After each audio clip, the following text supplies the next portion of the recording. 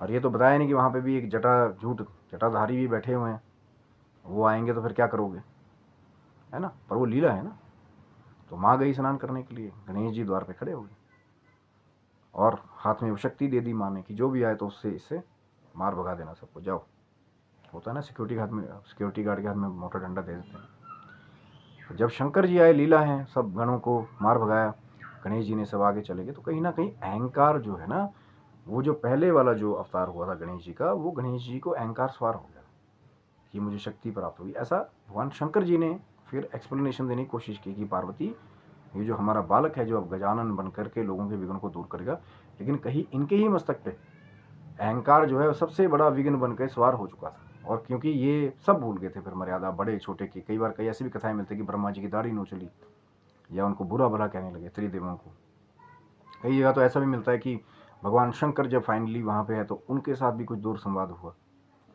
तो उन्होंने कहा कि भैया ये तो अहंकार जो है ना, क्योंकि इसीलिए कहा गया है कि काम क्रोध मद लोभ तक छोड़ना आसान हो, लेकिन अहंकार जो है उसको छोड़ना बहुत कठिन हो जाता है। तो कई बार जो है प्रभु को भी संहार करना पड़ता है, क्योंकि अहंकारी इंसान जो है वो सुनने को तैयार तो है नहीं किसी।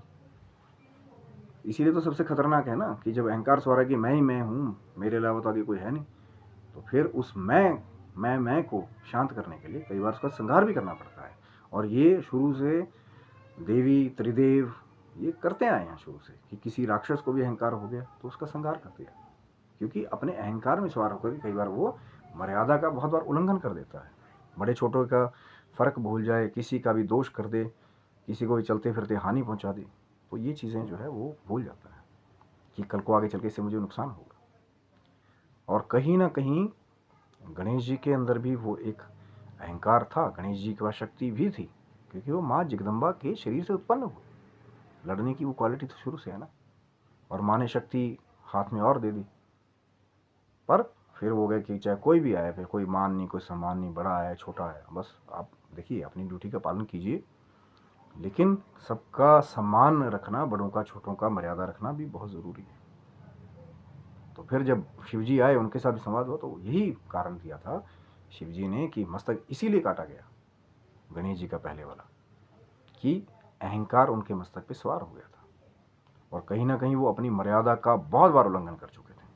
और लीला भी है, क्योंकि प्रभु को गजानन भी तो बनाना था, गज का ही मुख लगाना था। और एक तपस्या मैंने कहा ना वीडियो के शुरू में कि किसी ने बहुत बड़ी तपस्या की थी कि उनको सदा से ही भगवान शिव का, माँ जगदम्बा का सानिध्य प्राप्त हो। वो कौन था?